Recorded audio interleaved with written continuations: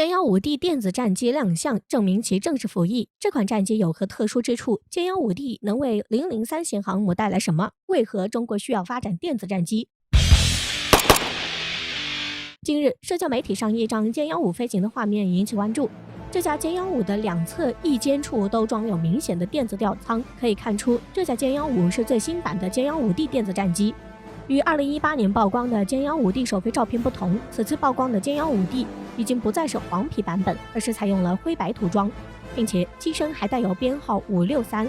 这就意味着此架歼幺五 D 已经正式入列，而中国航母将再添一员猛将。歼幺五 D 是由中国歼幺五舰载机的双座型号歼幺五 S 基础上升级而来，作用于电子作战，是中国首架专用的舰载电子战机。借此，中国成为美国之后全球第2个拥有舰载专用电子战攻击机的国家。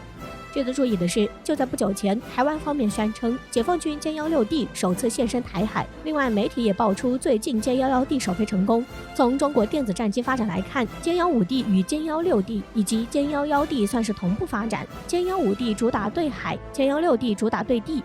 歼幺幺 D 主打对空，前者装备海军上航母，后两者装备上空军。近期关于中国电子战机3剑客的消息频繁爆出，意味着中国在完成战略空军建设后，电子战已经成为中国战斗机的标准配置。关于歼幺五 D， 一些网友借着美国 EA-18G 电子战机咆哮者的称号，将其称为咆哮鲨，与歼幺五飞鲨相对应。相比较原版的歼幺五 S， 歼幺五 D 装备有全套电子战设备，包括翼尖的多波段电子信号接收吊舱、可兼作接收机、干扰机的有源相控阵雷达、通信对抗系统、干扰对消设备，能够在翼下和机腹下挂载的大型干扰吊舱等。同时，歼幺五 D 拆除了风挡前面的红外搜索、跟踪系统和空速管，取消了机身右侧边条内的机炮，以腾出空间容纳电子战设备。另外值得一提的是，随着正在江南造船厂的003型航母下水在即，此前专门为其定制的带有弹射能力的歼幺五 T 舰载战斗机也已经亮相，因此将来歼幺五 D 也会大概率升级为弹射版本，不仅可以在辽宁号航母与山东号航母上滑跃起飞，也可以在003型航母上弹射起飞，助003型航母战力倍增。迄今为止，为003型航母配备的舰载机已经基本现身，除了歼幺五 T 与歼幺五 D， 还有已经完成首飞的空警600舰载固定翼预警机与歼35隐身舰载机。在这样的情况下，未来中国003型航母的配置与美国核动力航母已经大差不差了。而歼幺五 D 又能为中国的航母战斗群带来什么呢？我们知道，现代海战实际上依旧是制空权的争夺，因此航母在其中发挥着难以替代的作用。而中国要打造海军强国，就必须考虑与大国之间的海上对抗，电子战机的意义不言而喻。在美国参与的几次战争中，电子战机都成为决定胜负的关键。电子战机一般有2个作用，其一是收集对手的电磁信号，包括雷达等设备，并进行分析定位，可这些设备进行电磁干扰或者引导己方导弹摧毁目标。其二是电子战机可以提前感知对方的导弹袭来，通过释放电磁信号对袭来的导弹进行干扰，使其偏离目标。因此，电子战机就是现代电磁战的关键，而电磁战又是以技术全面压制对手的最好体现。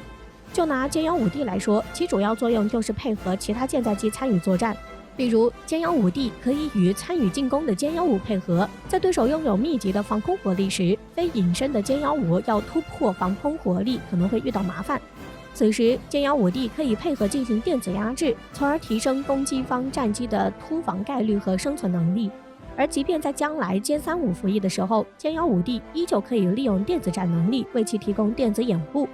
实际上，电子战机的作用很早就被发觉，尤其是航母的发展大大减少了地域对于战斗机的限制，而美国在此方面无疑是最发力的一个。1980年，美国便在 A6 重型攻击机的基础上研发出 EA-6B 电子战机。这种战机既可以利用电子吊舱干扰对手的雷达和通讯系统实现软杀伤，也能发射哈姆反辐射导弹直接摧毁对手防空雷达，保护协助己方战机或地面部队执行任务，甚至还可以监听对方指挥系统发出的电子信号。而 EA-6B 直到2019年才正式从美军编队中退役。但要说到电子战机真正的扛鼎之作，还得是美军现役主力舰载电子战机 EA-18G 咆哮者。这款电子战机是在 FA-18EF 超级大黄蜂战斗机的基础之上发展研制而来。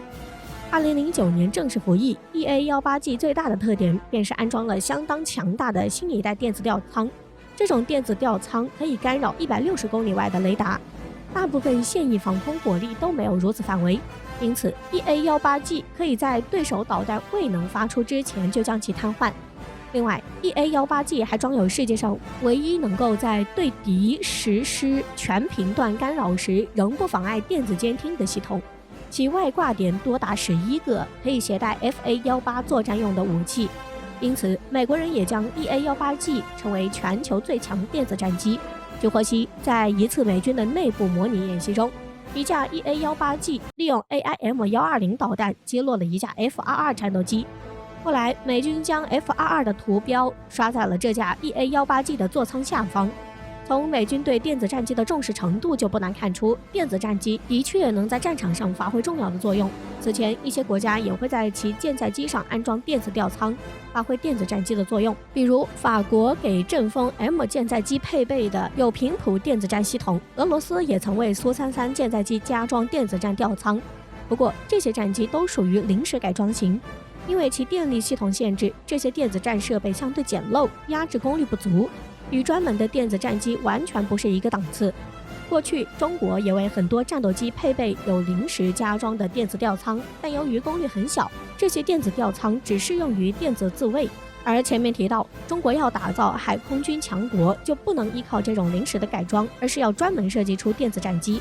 像歼幺5D 就升级了供电系统，使其无论是机内增加的电子设备，还是外挂吊舱，都是由整机电源供电的，包括整个雷达电子系统都连为一体。这种大功率供电系统保证了歼幺5D拥有强大的电磁压制能力，因此歼幺5D是一款真正意义上的电子战机。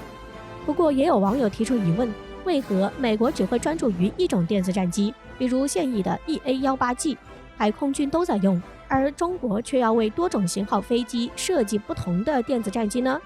首先还是因为经验的差距，美国的电子战机很早就开始研究，可以用总结的经验专门设计出一种适配所有环境的电子战机。但中国显然经验还是不足，毕竟歼幺5D、歼幺6D 服役，歼幺1D 首飞都是近期的事儿。中国电子战机形成战斗力不久，需要有大量的经验堆积。在经验不足的境况下，采取不同的分支共同研发，以适配不同的环境，自然是最有效率的做法。而且多种尝试，经验也会相通，这也为中国研发下一代全面型电子战机打下基础。另外，不同于美国各军种相对的独立性，中国军事体系更讲究整体配合，尤其是在当前中国加强反介入区域拒止的环境下，需要考虑多种因素，不同的部队需要相互合作来抵消各种因素。前面也提到，中国电子战机已经发展出专门的对海、对地与对空形式，这样的配置就可以加强部队之间的配合程度。